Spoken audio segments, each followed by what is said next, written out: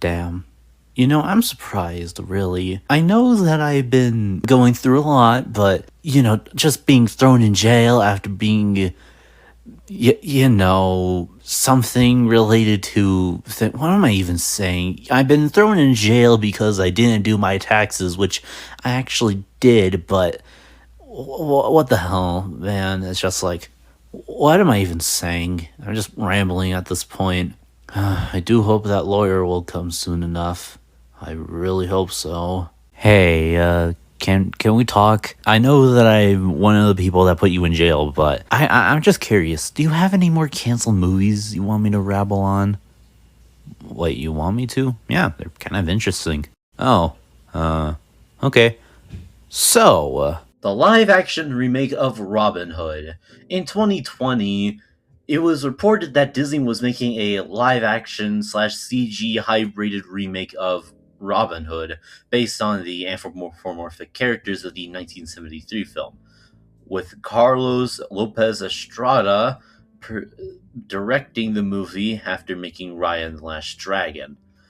And it would have been released on Disney Plus. But since we haven't heard about the movie, and in 2025, Disney CEO Bob Iger stated that we canceled a few projects, so we don't know if this one was safe or not, so I'm just gonna say it's not. Our next movie is Love Child. In 2021, Todd Solondz, I don't know if I pronounced that name right, was in the process of arranging financing for his new movie Love Child, and he described the project as his first movie with a plot and the first movie that takes place in Texas, shaped like Hollywood films that make him want to be a filmmaker. And around that same time, Rachel Weisz and Colin Farrell were announced to be the stars for the leads. But in 2024, it was reported that Charles Melton and Elizabeth Olsen took their place and were now starring to be the main people. And principal photography was scheduled to begin in late 2024 in New York City and Texas. But in June, the production was abruptly canceled due to the lack of funding, which, yeah, you need funding to make your movie, so yeah. Next is Halloween 3D. In 2009, after making Halloween 2, the director of the movie, Rob Zombie, declined to return to direct a sequel to Halloween 2. And then on August 30th of that year, the next film of the series was titled Halloween 3D, which was announced by the Weinstein Company and was planned to be released in 2010, following after the events of the second movie, which I have not seen.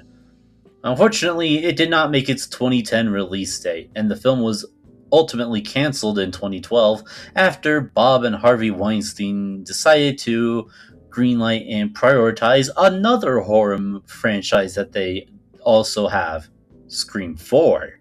So, yeah. And then in 2016, Blumhouse acquired the rights to Halloween. So, yeah, it's not going to happen. But it would have been interesting to see what a 3D Halloween would have been like. Next, we have Arachnophobia. In June of 2022, it was announced that Atomic Monster, the James Wan company, and Amblin Partners, part of the Steven Spielberg company, would produce a remake of the 1990 film Arachnophobia, with James Wan and Michael Clear to be the producers, while Frank Marshall, the guy who directed the original film, would only serve as a executive producer. For directing duties, Christopher Landon was hired to direct the movie after he did the Happy Death Day movies and Freaky. But in April of 2025, while promoting his new movie Drop, Landon announced that he left the project due to creative differences, and explaining that his draft of the script would have included the return of John Goodman's character in the original story, and incorporated the use of body horror elements as well. So Landon left. Does that mean the movie is dead? I mean, no, not really, because it's still there. I don't know if it'll last long, but it's still there. I'm betting it won't last long. Next is Disney's Wildlife.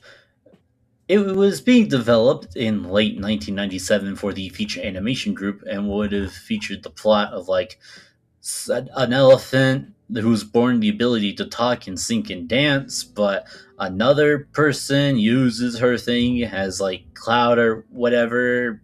I don't know, basically catfishing or whatever. And it was said that it would have been more like a Touchstone Pictures production instead of a Disney movie, aka they were aiming it for the older crowds instead of the Disney family friendly children's. And production began in 1999 with a group of animators, but Disney, you know, didn't want to make an animated mature movie and try to tone it down a bit for kiddies. And then, yeah, they basically said no, and Disney said, okay, we're not making this movie in 2000. And also, likely because of the unfortunate financial flop of Fantasia 2000 and The Emperor's New Groove.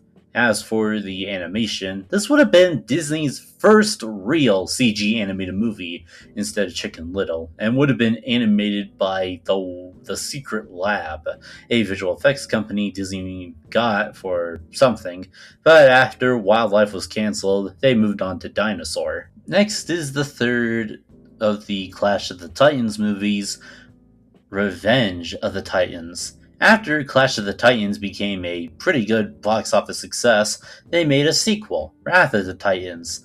And then, after the film's release, another sequel was planned, called Revenge of the Titans, to be planned in the pipeline. However, after Wrath of the Titans got critical reception that were disappointing and not as good box office returns as the previous one, the project was shelved later that year. And then in May of 2013, Sam Worthington stated that, yeah, I don't think the third film would be made. And then in December of 2013, producer Basil Linowink, I don't know if I pronounced that name right, again, confirmed that the sequel was not happening due to the lack of fresh ideas off the script, and also due to the unperformance of Wrath of the Titans. So we're not going to get Revenge of the Titans. Sorry. Next was the planned spinoff of Logan, X-23.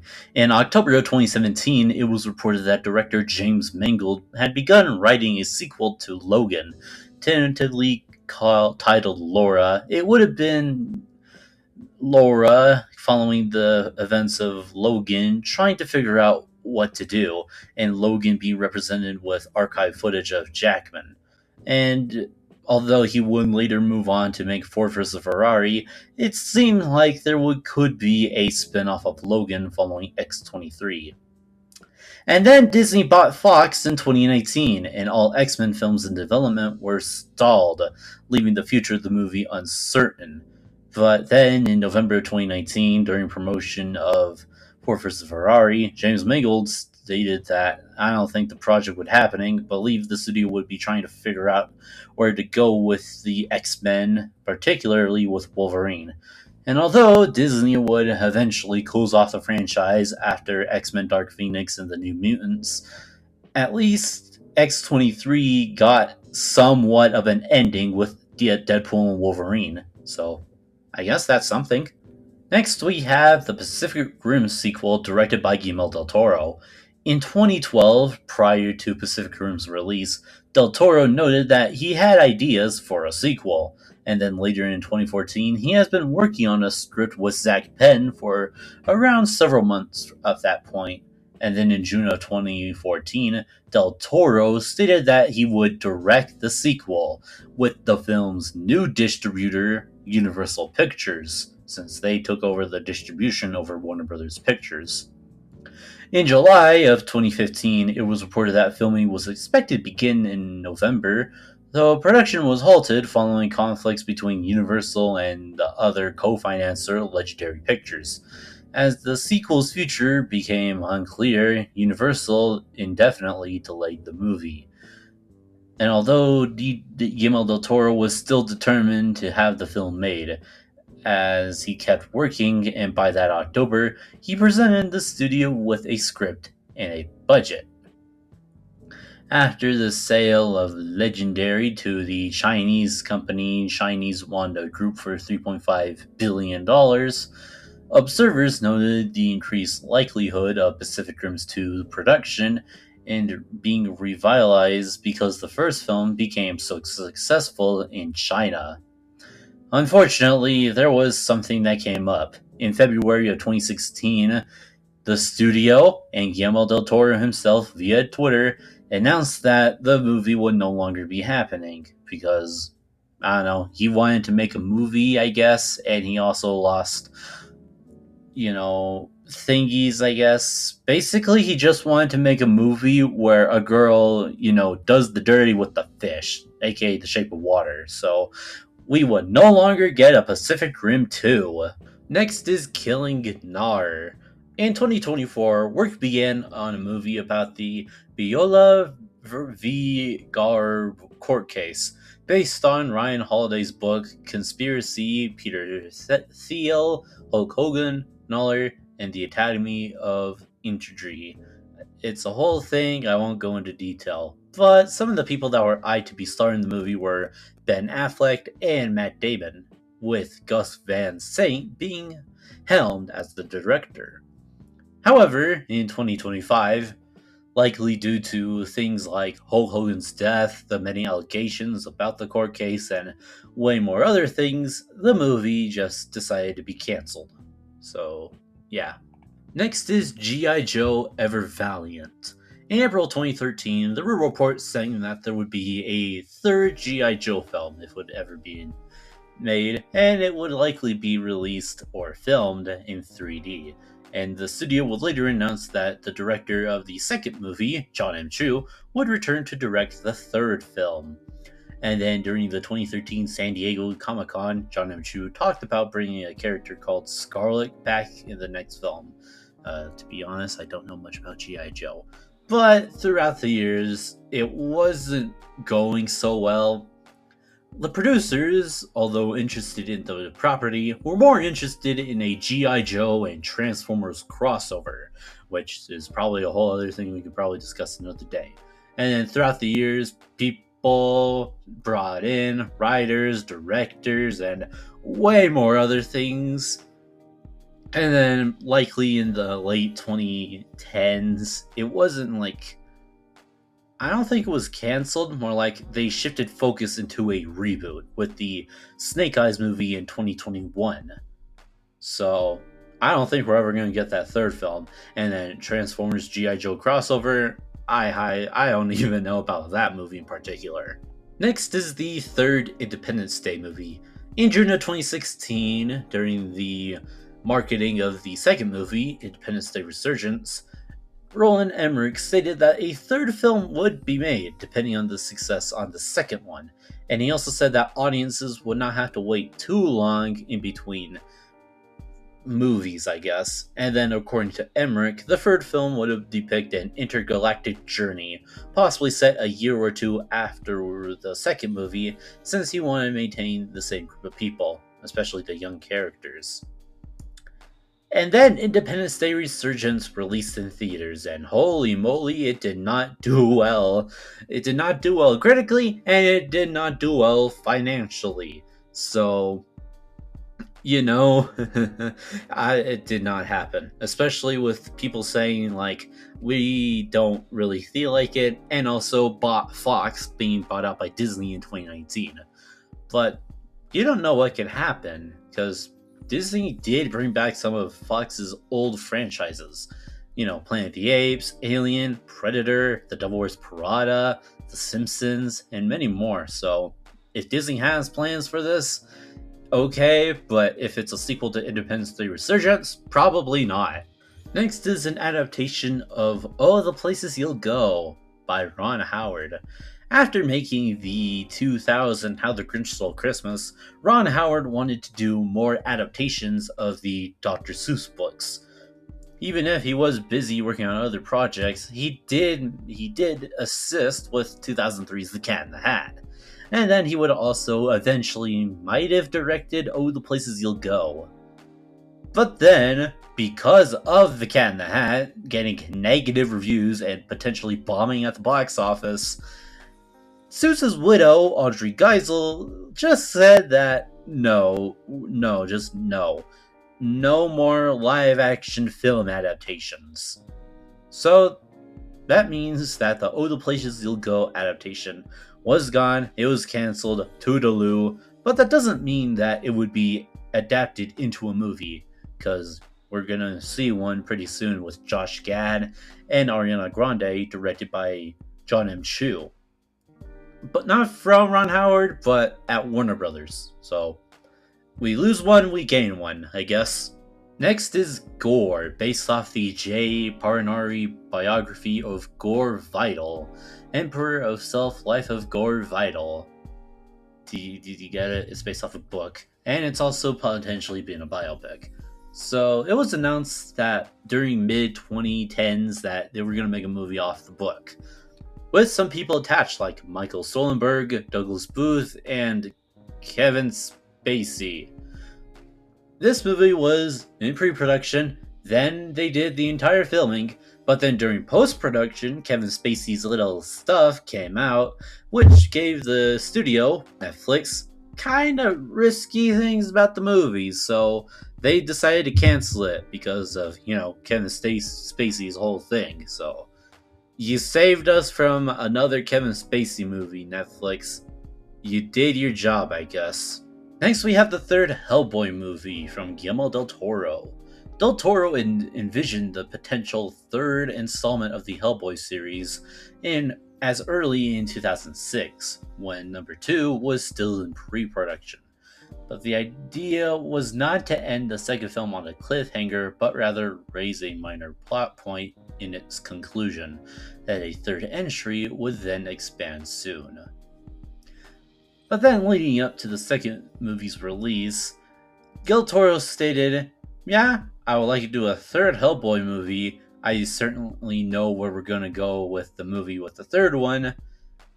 But then he also indicated that he had responsibilities with adapting The Hobbit as his immediate priority, saying that he'll come back to Hellboy after doing The Hobbit. And then he left The Hobbit in 2010, and then he would later state, I would want to do it, but then he would later want to do Pacific Rim instead. And then throughout the years, Del Toro would later say, I would like to do a third Hellboy movie, but then again, I have several other projects that I want to do.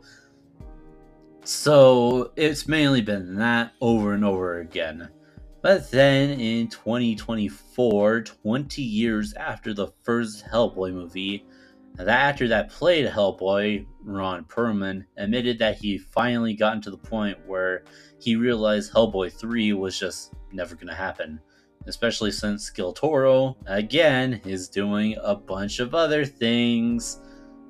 So, we'll likely never get a Hellboy 3, especially with the main guy portraying Hellboy being old. Next was a remake of an 80s comedy, Revenge of the Nerds. In 2005, there were plans to do a remake of the original Revenge of the Nerds, with Kyle Newman set to be the director, and people like Adam Brody, Dan Bird, Katie Cassidy, Kristen Calvari, Jenna Dewan, Chris Marquette, Ryan Pinkston, and Nick Zano plan to be part of the movie. And then this film actually got to the filming stages. But then in 2007, it was planned to be released in 2007 to be the first project of 20th Century Fox's new Fox Atomic movie. However, in November 2006, 2 weeks after filming began, the movie was cancelled. Why, you may so? Well, Emory University, the planned shooting things, they read the script and revoked the permission they given to the film, and studio executives were disappointed in the dailies. And then instead of just, finding another university, they just canceled the movie altogether. So, yeah. And eventually, Fox Atomic's movie to start it would be something I have not quite fully checked. Next, we have an anime, Yuri on Ice the movie, Ice Adolescence. In April 2017, on the Yuri on Stage exhibition event, it was announced that an original film would be in the works, based off the anime, I guess. I forgot. I don't keep track of anime. And then it was announced that the title would be Yuri on Ice, the movie, Ice Adolescence, blah blah blah, in July of 2018 during a Yuri on Concert event. And then it was originally scheduled to be released in 2019, but it was delayed due to reasons, I guess. And then a teaser trailer depicting the character Viktor Nikiforkov performing at the Winter Olympics was released in Japan in January of 2019, part of a Yuri on Ice marathon event. Again, I have no idea about Yuri on Ice. And then the primary production staff on the Yuri on Ice TV series were expected to return for the movie, including the series creators Sayo Yamamoto and Mitsuru Kubo as the film's directors and screenwriters, respectively. And then in November of 2020, that teaser trailer was released online. I'm pretty sure you can look it up yourselves. And then, for about 4 years, there was no word about the movie, other than the fact, yep, it's being made. And then we finally learned an update in April of 2024, where MAPPA announced through the Yuri on Ice official Twitter account, or X, that the movie was cancelled! Yay! So what was the point of making the movie? I don't know. And what was the reasoning? I also don't know. I don't know much about anime, okay? Next is another anime, Dreamy Machine. I would say the original Japanese name, but I clearly don't know how to. After Paprika and his 1-minute short film Ohio, Satoshi Kon was beginning to work on his next movie, Dreamy Machine, to be his 5th movie. And production was going pretty smoothly from 2008 to early 2010. Unfortunately, in May of 2010, Satoshi Kon was diagnosed with a terminal pancreatic cancer and was given half a year to live. Kon chose to spend the remainder of his life in his home. Sometime before his death, Satoshi Kon composed a final message, which he would upload to his blog by his family upon his death. As he would explain in his message, he chose not to make news of his rapidly advancing illness public, in part of embarrassment at how drastically emaciated and ravaged his body had become. The result was that the announcement of his death was met to a widespread shock and surprise, particularly given the fact that Kon had shown no signs of illness at relatively recent public events at the time, and the cancer progressed to a terminal state in the matter of months after being diagnosed. And then Satoshi Kon died on August 24th, 2010, at the age of 46. Sometime after his death, Time put him in the People of the Year of 2010. And then Darren Aronofsky, one of the people that made Black Swan around that time, I think, wrote a euthology to him, which was printed in Satoshi Kon's Animation Works, a Japanese retrospective book of his animation career. Now, after his death, there were some conflicting reports about what would happen to Dreamy Machine.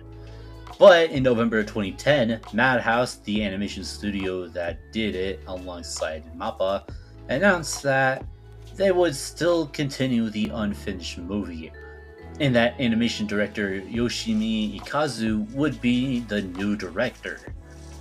But then, throughout the years, it kind of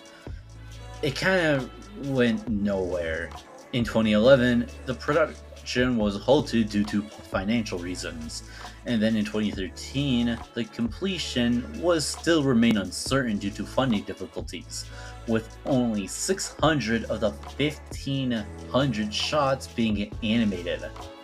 And then throughout 2012 to 2017, they tried to find directors that could, work on the movie, trying to capture the Satoshi Kon stuff, I guess, with one notable example being Mamoto Hosoda. But eventually, in August of 2018, they would later state that the movie will not be completed and released in the foreseeable future, due to being no directors in the Japanese animation industry that can match Khan's level of availability. So, no more Dream Machine, one of the last films made by Japan's pretty good artist, would no longer happen. Unless if someone's willing for the task. Next was Jon Favreau's planned Magic Kingdom movie. Yes, Magic Kingdom. In November 2010, it was reported that Jon Favreau would make a film titled Magic Kingdom after making Iron Man 2, based on Disney's theme park on the same name. With a script written by Michael Crichton, it would have been about the animatronics in the park coming to life without no one noticing. So basically a kid-friendly version of Five Nights at Freddy's. In July of 2012, Jon Favreau reported that he's officially working on the film. However, when Disney was asked for him to make a live-action remake of The Jungle Book, he decided to do it. And then in 2014, he stated that he would still be interested in the project and be directing it after he was done filming it, the 2016's Jungle Book. And then, I guess because they liked the Jungle Book, the Disney executives were like, okay, here's a bunch of other movies. We don't want your Magic Kingdom anymore. So here's The Lion King, The Mandalorian, and Oswald the Lucky Rabbit series. So it's a lot, and I guess because Disney was so interested in other things, they weren't interested in their Magic Kingdom movie. So that sucks. Next is the planned Wonder Twins movie, part of the DCEU. In February of 2022, a DCU film centered around the Wonder Twins was in development, with Adam Stixell writing and directing the movie in his directorial debut. Eventually, they would later find their Wonder Twins, KJ Apa and Isabel May. And then they were planning to begin filming really soon, and it was planned to be a stream release through HBO Max, but due to the Warner Brothers tax cutoffs, whatever, the movie was cancelled. Thank you, David Zaslav. Next, we have Toots and the Upside Down House. What once was a book by Carl Hughes was going to be a movie, with Tim Burton being the producer and Henry Selick being the director, and it was going to be made under the Skeleton Productions banner after James and the Giant Peach, and Walt Disney Pictures was planning to distribute the movie for a worldwide release. So why wasn't this made? Well, fairly simple. James and the Giant Peach underperformed at the box office. So that gave Disney the understanding if they're not watching that, then they're probably not going to watch this. So they shut down Skellington Productions and canceled the movie. So yeah, that sucks. Next we have At the Mountain of Madness. In 2003, writer and director Guillermo del Toro was in the process of co-writing a film adaptation of H.P. Lovecraft's At the Mountains of Madness with Matthew Robbins, with the project originally in development by DreamWorks Pictures underneath producers Susan Montford and Don Murphy. But eventually it was cancelled because DreamWorks was doing some things, I guess. Later, in 2006, Guillermo del Toro took it to Warner Brothers, but also had trouble financing. At this stage, William Shout completed some art designs, and Ron Perlman was rumored to play a role as the Larson. And then in 2007, the project was acquired by Universal Pictures when Del Toro signed a first-look deal there, and when Hellboy 2 was officially greenlit. But then he put it on hold for a bit because Del Toro was making The Hobbit, which he would eventually drop out of. And then in July of 2010, he announced that he would direct the movie as a 3D film for Universal. You know, it's going to be filmed for 3D. And James Cameron would be producing. And Del Toro also wanted some people like Tom Cruise to be the main lead. And then he would later state that production could begin early as May 2011 and start filming in June. However, in March 2011, it was announced that Universal refused to greenlight the project over concerns of its $150 million budget and Del Toro's insistence that it's supposed to be released with a rated R rating rather than a PG-13 rating, because this book is kinda graphic. So, yeah. Later in 2013, Del Toro stated in an interview that he would try to get one more picture made if Tom Cruise is attached. And then eventually later, he would try to keep going on it, even pitching to Netflix. But later, in September of 2025, Guillermo del Toro revealed that the film was still on his bucket list, but it's too busy, too big, too crazy, and too R-rated, and not what he wanted to make right then. So probably never gonna get this movie, or maybe another adaptation of this movie, because, it's a bit too graphic. Another Guillermo del Toro movie that he was attached of was The Wind in the Willows remake. In February of 2003, Guillermo del Toro was reportedly working with the Walt Disney Company to make a live-action / CG animated film based on the Wind in the Willows novel by Kenneth Grahame, which he co-wrote with Matthew Robbins. Which, this isn't the first time that this story's been adapted from Disney. Remember The Adventures of Ichabod and Mr. Toad? In November of 2003, Guillermo del Toro confirmed that he was no longer attached to the project, quoting, "The approach I plan to provoke to be very expensive and probably weird to the studio. I cherish a scene in which Mr. Toad was paraded through London. A bit like the Elephant Man. No wonder why they found it weird." Eventually, in 2008, in a later interview, he further explained why he chose to leave the helm. It was by quoting, "It was such a beautiful book, and then I went to meet with the executives, and they said, could you give a Toad a skateboard and make him say radical dude things?" And that's when I said, "It's been a pleasure." So, this would have been like a very 2000s film that Guillermo del Toro was just not gonna do. So, we're never gonna get that one, obviously. Next was a planned live-action remake of the 1988 anime Akira. In 2002, Warner Bros. Pictures got the rights to create a live-action adaptation in Akira.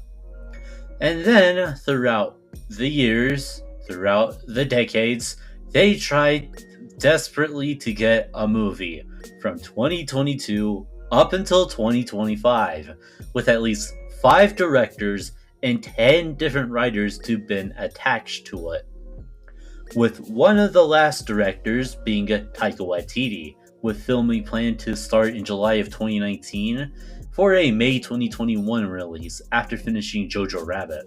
But since Marvel really wanted him to make another Thor movie, Thor Love and Thunder, Warner Brothers put the movie on indefinite hold because Taika Waititi wanted to direct Thor Love and Thunder first. And then several years passed without any announcements on the live-action Akira, while Taika Waititi took on more projects. And then, eventually, in June of 2025, Warner Bros. Pictures lost the rights to make a live-action Akira movie, with Taika Waititi no longer involved with the project. So, that sucks. Next, we have The Trashers.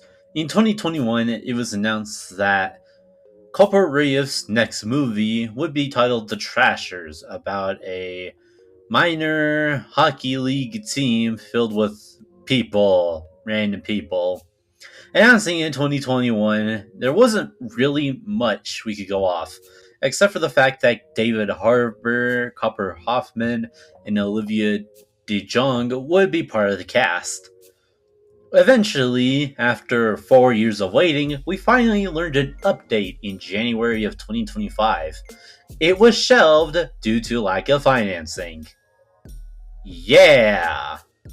That sucks. Then there was the planned remake of 20,000 Leagues Under the Sea. In January of 2009, Variety reported that a live action remake titled 20,000 Leagues Under the Sea Captain Nemo was planned to be by Disney, with Joseph McKinty Nicole attached to direct, and the film would have served as an origin story for Captain Nemo to build his warship.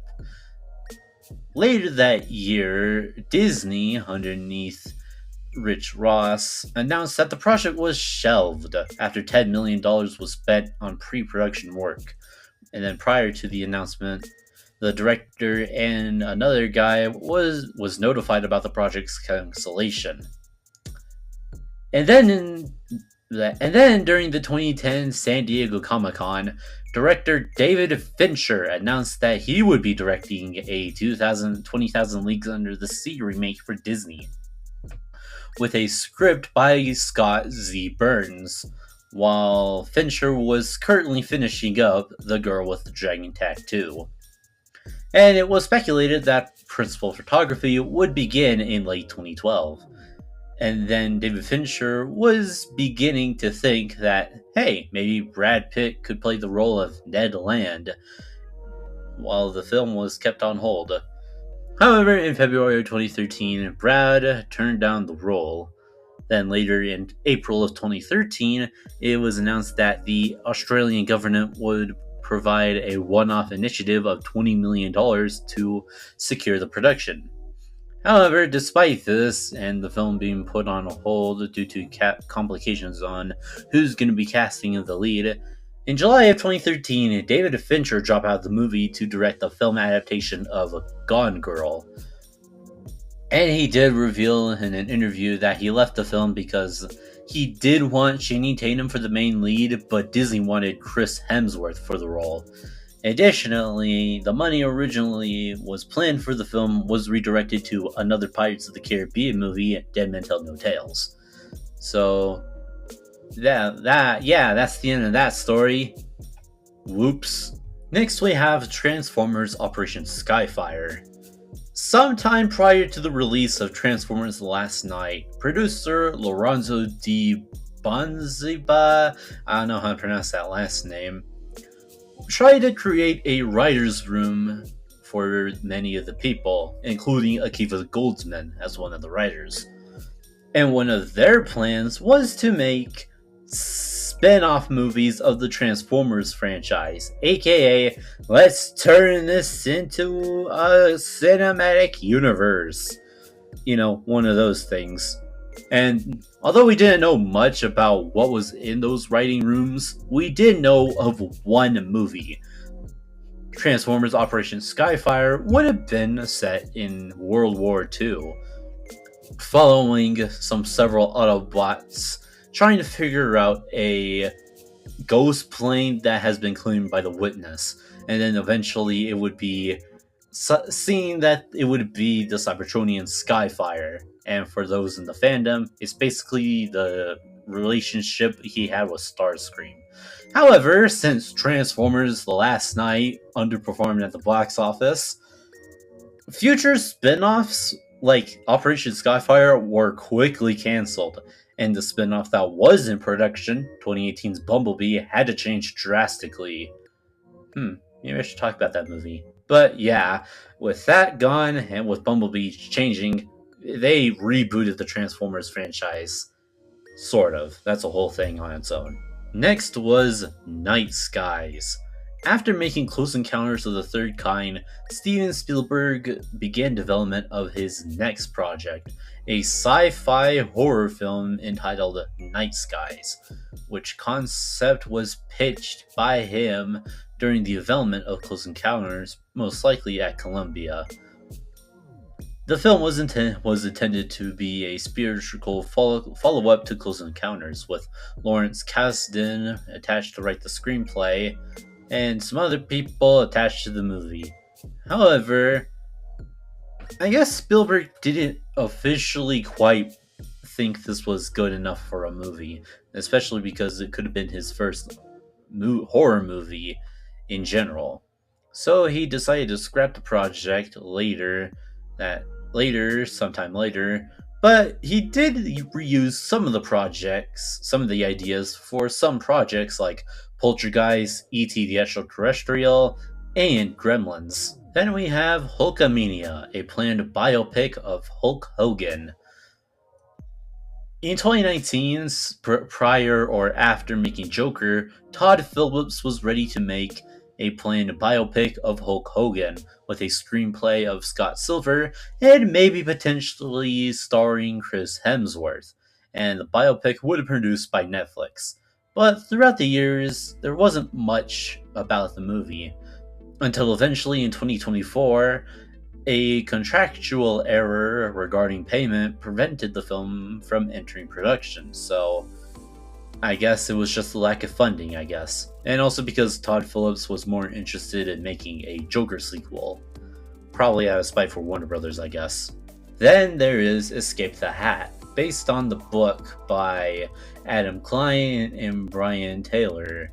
In April of 2017, 20th Century Fox and Blue Sky Studios announced they will produce a animated film adaptation of the fantasy book Escape from the Hat, with Mark Osborne set to direct and to co-write the script, alongside Jiko Goto producing the film.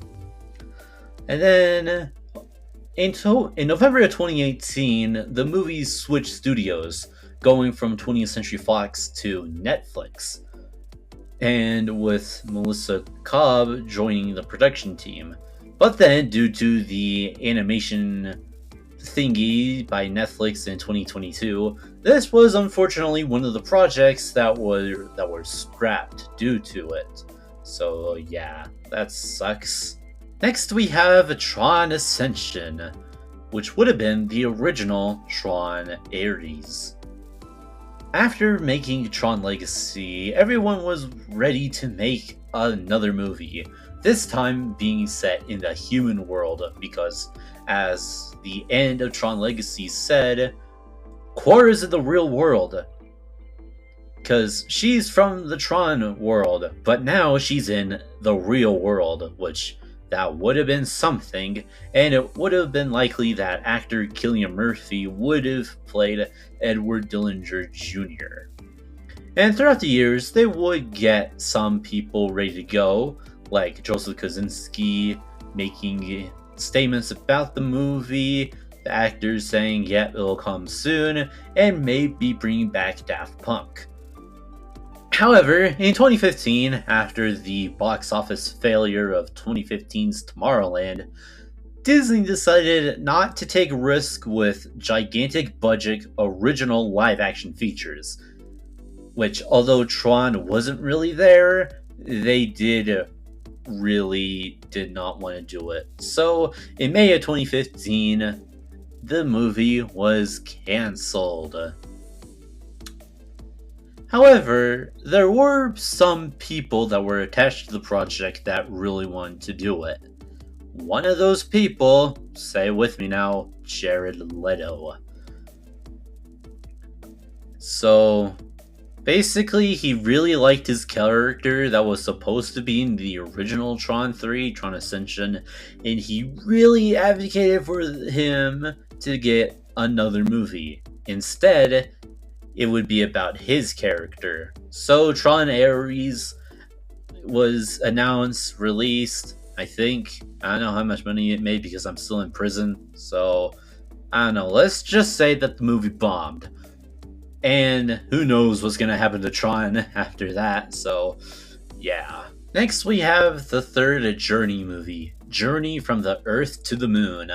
After Journey to the Mysterious Island released, there were plans to make an adaptation of another book based on the thing, Journey from the Earth to the Moon. Basically, they go to the moon. You get it. But since Journey to the Mysterious Island didn't do so well, both critically and financially, New Line Cinema decided to not do a third movie. Yeah, pretty simple. Next would have been a planned Samurai Jack movie, with many people being attached to the movie. After the original series ended, there were speculations on what to do with it. Since Genndy Tartakovsky was busy making the Star Wars Clone Wars series, there would have been several options on what to do with it. The first time was early as 2002, when Cartoon Network was producing a live-action Samurai Jack movie with New Line Cinema and Brett Latner hired as the director. Later in 2006, Genndy Tartakovsky said that the live-action Samurai Jack movie was thankfully abandoned, and that we'll finish the story and there will be an animated film instead of a live-action one. A year later, in 2007, Fred Seibert had formed the new Frederator Films and was developing a Samurai Jack movie, which was planned to be in stereoscopic 2D with a budget of $20 million.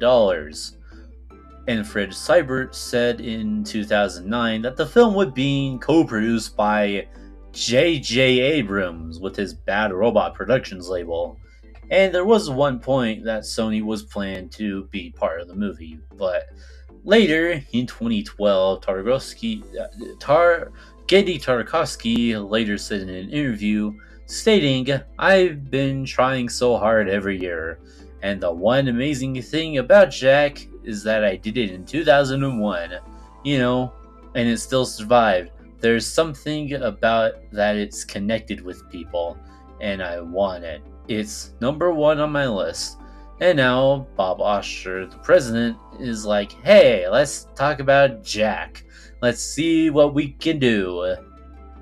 And I go, "You're going to do a 2D feature animated movie?" And he's like, "Yeah, maybe. Let's do some research and let's see." So it's not dead for sure by any means. It's still on the top of my list, and I am trying to do hard as I can. But later, due to the loss of one of the voice actors, Mako, aka Aku's voice actor, the feature film was never materialized, and eventually Genndy Tartakovsky said, screw it, let's make a 5th season. So, we didn't get a movie, but hey, we got season 5, that's cool. Next is Sonic, Wonders of the World. In the early 90s, there was an attempt to make Sonic the Hedgehog into a movie about a person named Josh who's suffering from a parent's divorce and decided to play Sonic Extreme, a also canceled video game. And he decided, let's do something, and then boop bop beep bop, Sonic comes out of the video game and has an adventure to stop Eggman, who also came out of the video game.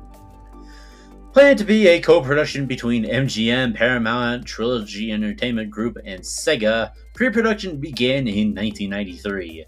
Unfortunately, also in 1993, Super Mario Bros. Released in theaters, and it did not do well. It really didn't do well. Because of the unfortunate failure for the Mario movie, Sonic did not happen, being canceled a year before production would begin. And later, Sega would try to pitch it to DreamWorks, but yeah, we got nothing. So, a video game movie that was canceled, and a video game that was canceled. 2 in 1. Next was a potential Men in Black and 21 Jump Street crossover movie. In December of 2020... Next was a potentially planned crossover with Men in Black and... okay, focus. Next was a planned crossover with Men in Black and 21 Jump Street. In December of 2014, it was revealed that Sony was planning a crossover movie between Men in Black and the 21 Jump Street movies. After it was leaked after the Sony email hack in 2014. Yeah. And then Phil Lord and Christopher Miller said that we're not going to direct the movie, we're probably just going to be like the writers and producers. And James Boblin was announced to be the director in 2016. However, there wasn't really much of how it was canceled. From my best guess, probably because like the producers of Men in Black and the producers of 20 of the Jump Street movies probably didn't see eye to eye, so you know, we didn't see it. Yeah. And the last one I will mention to you is the planned ending to the Divergent series Ascendant. Being based on the second half of the Alliant book, it was originally meant to wrap up the series and was originally scheduled to be released on March 24th, 2017, before being pushed back to June 9th, 2017. With Lee Toland Krieger directing and Robert Schwinkel backed out of making the movie. There was one small problem. The Divergent series Alignment didn't do well critically and financially, so we never figured out how this book series will end. So I'm just gonna read this random paper I found. 2.5 years later, Chicago is reopened and being rebuilt, and people coexist regardless of gene purity. Tobias, now an assistant council member under Joanna, welcomes Evelyn back from her exile to celebrate Choosing Day as he, Christina, Caleb, Zeke, Shauna, Cara, and Matthew ride a zipline from the Hancock building, where Tobias scatters Trish's ashes and finally accepts her sacrifice. To be honest, I would expect what I was doing if I actually read. So that's all for you. There, did that fix your canceled movies synergy or whatever? Yeah, surprisingly, yes. Anyway, have fun with your trial. Your lawyer says that it will be in a month, so yeah, stay tuned for that. Yeah, you too. Wait a minute, what? Huh, so that's what happened to that last Ronin movie. Hey, you're up. Okay, let's see if I can prove myself that I'm innocent. Mr. Lamations, you have been arrested because you haven't done your taxes. Is there anything that you could say? Yeah, I didn't do my taxes. Fair enough. We found records that we actually did your taxes. But we do need something so that you are not guilty. Do you have any suggestions? In prison, I talk about canceled movies. Can I talk about that? So be it. Give me 12 movies to talk about, then you can be free. What? Thank you, Your Honor. Now, we're gonna look at 12 movies for everyone here to see.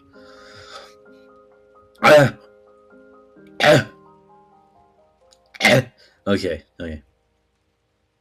Thank you, Your Honor. And as you were... Thank you, Your Honor. Thankfully, I was looking at some canceled movies before this court trial, so I have some things to say. First, we have Superman Lives. Production began around 1996 or 1997, going under the script title Superman Reborn by Jonathan Linkman, but it would later get a rewrite by Kevin Smith due to his unfavorable review of Linkman's script, and he would later change the title to Superman Lives. Warner Brothers would then direct Tim Burton after making 2 pretty good Batman films for them. And although they did get some people signed on, like Nicolas Cage as Superman, Christopher Walken as Brainiac, and Sandra Bullock as Lois Lane, it was one of 2 things that this movie didn't happen. The first one was Batman and Robin did not do well commercially, which put a pause on DC movies. And second, this would have been like really expensive. They costed like $30 million on pre-production alone. So, yeah, they did not go forward with it. And that $30 million would later go on to Wild Wild West with Will Smith. And as for Nicolas Cage as Superman, he would later get something in the 2023 Flash film as just a deep fake whatever in the heavy CGI heavy movie. So, yeah. Next, we have the many sequels for Assassin's Creed. In 2016, Daffy Yang, CEO of the film's Taiwanese co-financer Catchplay, stated that 20th Century Fox and Regency Enterprises was looking to turn the film into a franchise, since it is based on a successful Ubisoft games and would make ideal sequels. That is literally what she said. And two additional films were being planned, with the first sequel having entered development during the production of the initial film. And then later, they would have said that the sequel would have been about the Cold War. However, three things did not make it a reality. First, negative reviews. Second, the film bombing at the box office. And third, the movie's distributor, 20th Century Fox, got bought out by Disney in 2019, so we're never gonna see Assassin's Creed sequels. Then we have X-Men Origins Magneto. One of the planned movies to be part of their new X-Men Origins label after X-Men Origins Wolverine. One of the things that were affected by this movie was the 2007 Writers Guild of America strike that affected the film's production. And then David Lawyer would suggest that the film would begin production depending on the performance of X-Men Origins Wolverine. How did X-Men Origins Wolverine go? Well, not good. No one liked it, no one saw it, so no more X-Men Origins movies, I guess. But for Magneto's case, some of it would later end up going to X-Men First Class, although we don't know what this script would have been about. Next, we'll technically do a 3-in-1, Disney Circle 7 animation. This was planned to be the Disney way to make Pixar sequels because Pixar wouldn't be able to be part of the Disney family. TLDR, they did not renew their contract, and after Cars, they would leave Disney, so Disney decided to make a new studio called Circle 7 Animation to make sequels of the Pixar movies. First, there was their planned Toy Story 3, where Buzz would have been recalled back to his home country of Taiwan, and the rest of the toys would have go to Taiwan to go rescue him. Then we have Monsters Inc. 2 Lost in Scaradise, which would have featured Mike and Sully go to the human world to try to deliver a present to Boo, but they would later end up being stuck in the human world. Although there isn't an actual story set in place, we know that there have been some concept art that have been released online. Lastly, there was Finding Nemo 2, which although we have no visuals to visualize this movie, there was actually a script made of this movie, which would have featured Nemo supposedly finding his long-lost twin brother Remy, surprisingly so, and instead of Nemo or Dory, it would have been Marlin that would have been taken away, and Nemo, Dory, and the Remy guy would go save Marlin. Now, the reason why these three projects didn't make it off was because of Disney Circle 7 Animation itself. It got shut down. Another TLDR, when Disney changed CEOs from Michael Eisner to Bob Iger, one of his main priorities was to bring back Pixar, and he did, acquiring them for like several billions of dollars. So with Pixar back, there was no point in Circle 7 Animation, so they shut it down and canceled all three projects that were in the works. Next, we'll do some recent ones, starting with Teenage Mutant Ninja Turtles: The Last Ronin. An adaptation of the graphic novel was announced to be in development by Paramount in April of 2024 during their CinemaCon panel. The film would have been produced by Walter Hamada and written by Tyler Burton Smith, and it would be live action and rated R. Which seemed interesting because Nickelodeon would never make an R-rated movie, but since they were dead serious on making this movie, I'm just surprised, as you were too. We wouldn't hear any updates about the movie until August of 2025, when the film would have been reaffirmed to be moving forward, following the merger of the Paramount and Skydance merger.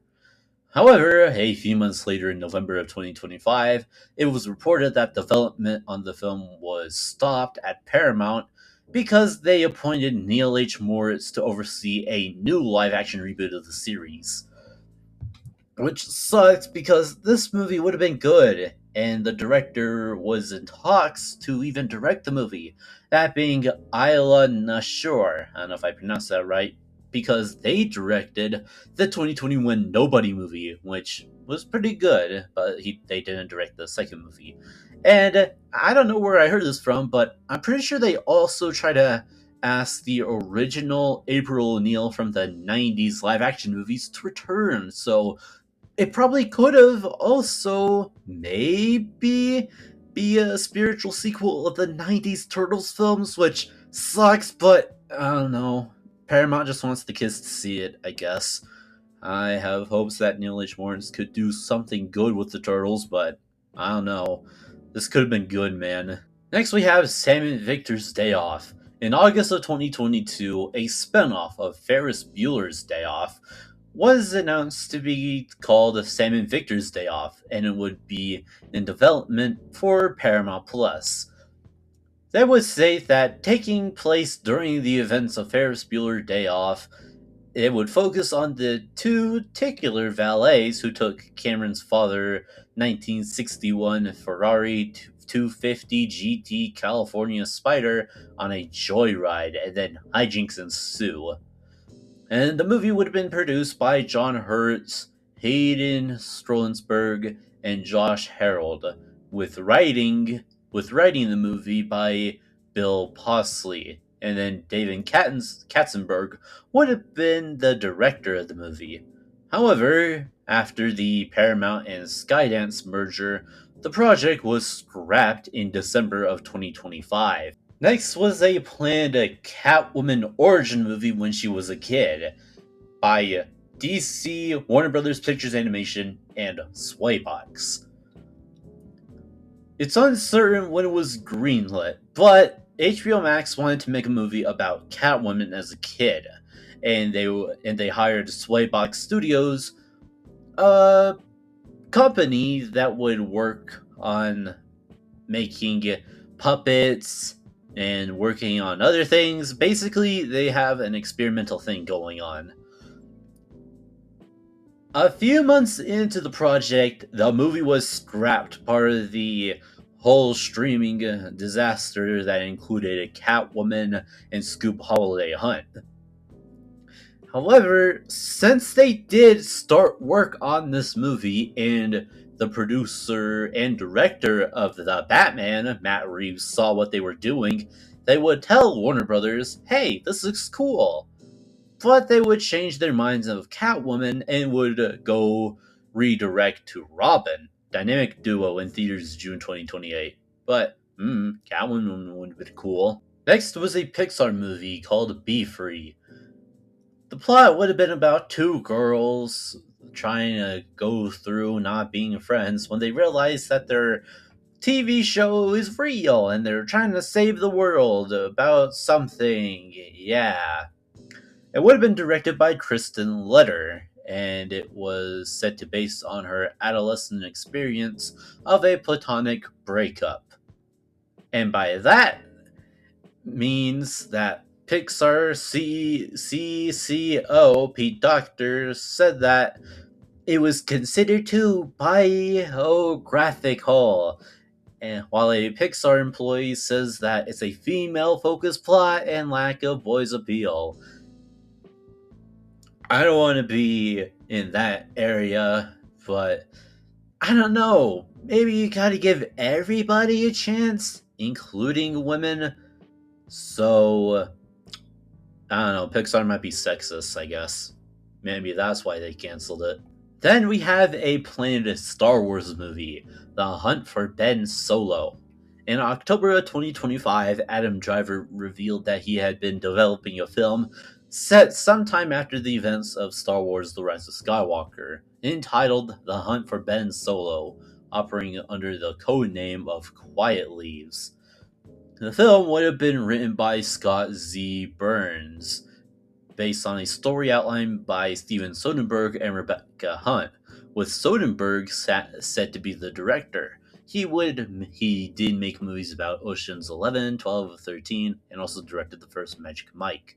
Although Lucasfilm did love the idea, they presented the screenplay to Disney, with Bob Iger and Alan Bergen. They said no.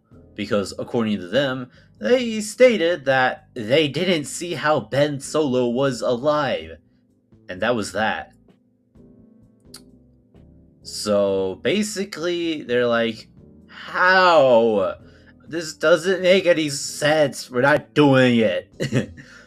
And then the hunt for Ben Solo was marked as the first time that a project that has been fully written out and approved by Lucasfilm was canceled by Disney, which, yeah, it kind of sucks. And then in January of 2026, after Kathleen Kennedy left, she would later state that the script was still on the back burner. But since Disney said it was canceled, then it's canceled. No more Ben Solo, so it's canceled. And to prove my innocence, I will be looking at one of, if not potentially, a pretty well known canceled movie, Alejandro Jodorowsky's Dune. After the book's initial success, producers began attempting to adapt it.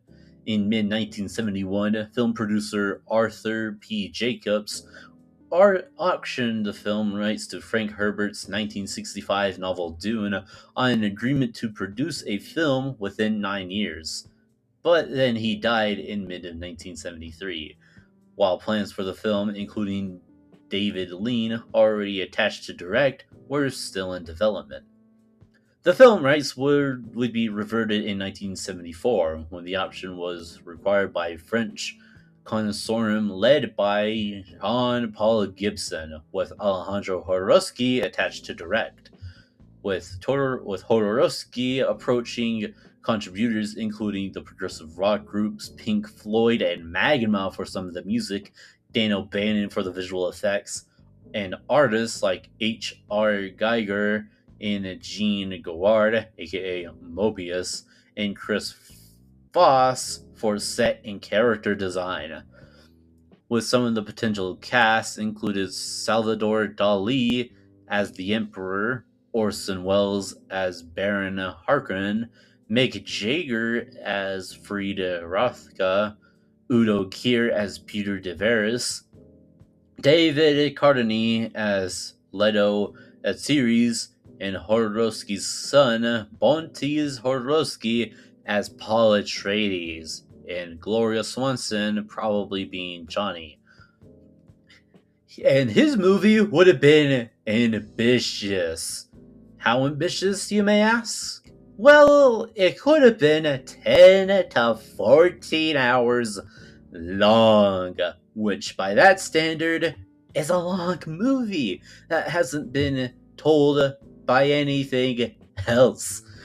Yeah. However, because of the massive risk and Jodorowsky not being a well-known director, and also sci-fi wasn't a big thing at the time before Star Wars, the movie did not go far due to financing stuff. And sure, although Star Wars came out years later, there were some attempts to try to make a movie, which we would later get in the 1984 movie, but Jodorowsky's Dune would have been interesting, mainly because it would have included many naked people. Yeah. Anyway, I think that's all. You have proven yourself worthy, Mr. Lamations, but now we must give you one more thing. What is it? Is it something simple? Have an entire cinematic universe be mentioned? What kind of cinematic universe? Universal Dark Universe. Okay. After the release of the third Mummy movie, Tomb of the Dragon Emperor, Universal wanted to do something with their Universal Monster movies. Yeah, we got 2010's Wolfman and 2014's Dracula Untold. But in 2013, Universal hired a writer to make a rebooted Mummy. And then eventually it would snowball into the Dark Universe, a new cinematic universe about their Universal monsters, with Chris Morgan and Alex Kurtzman to oversee development for every movie. However, it ended when it started, with 2017's The Mummy. It was a critical and financial failure that immediately did not stay too long. Basically, they tried to make a cinematic universe and it really failed hard. So let's discuss all of the things that could have been. First, there were the movies that were just mentioned by Alex Kurtzman when promoting The Mummy: Phantom of the Opera, The Hunchback, Dr. Jekyll and Mr. Hyde, which Russell Crowe would have reprised his role from, and Dracula. Then we get to the movies that actually got a little bit of progress made on them. There was Van Helsing, which began development as early as June of 2012, with Alex Kurtzman working on the first draft of the script, taking inspiration of The Dark Knight as an influence.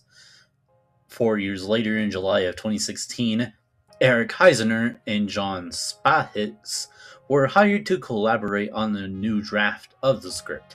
Eric Heisner wrote many films like 2010's Nightmare on Elm Street, 2011's The Thing prequel, 2011's Final Destination 5, 2016's Arrival, and 2018's Bird Box, while John Spahitz would work on Prometheus, Doctor Strange, Passengers, Dune, and Dune Part 2 as a writer, which is surprising to say the least.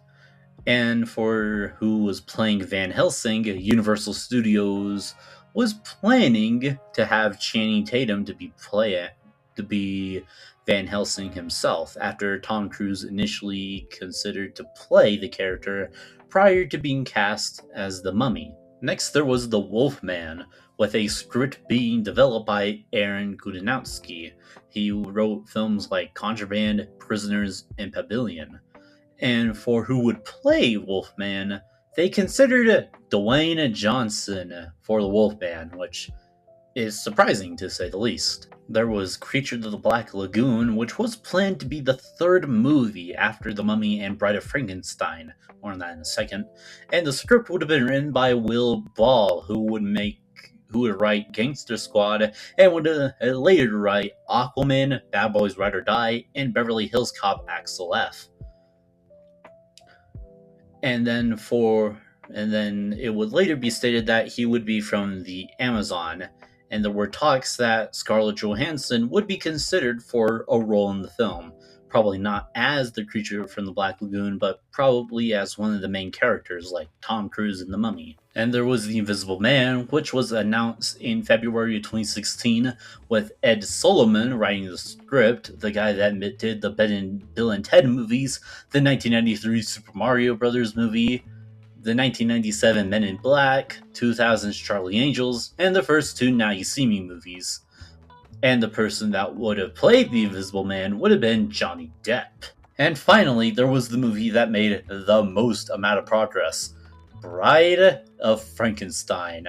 Announced in May of 2017, a month prior to The Mummy, it was originally supposed to be directed by Angelina Jolie, who would also be starring the movie as Bride of Frankenstein. However, directing duties would be later changed to Bill Condon because the team realized that he made a movie about the director of Bride of Frankenstein, and they knew that he would be a pretty good fit. He would later direct Dreamgirls, Twilight Breaking Dawn Part 1 and 2, the live-action Beauty and the Beast, and recently Kiss of the Spider-Woman.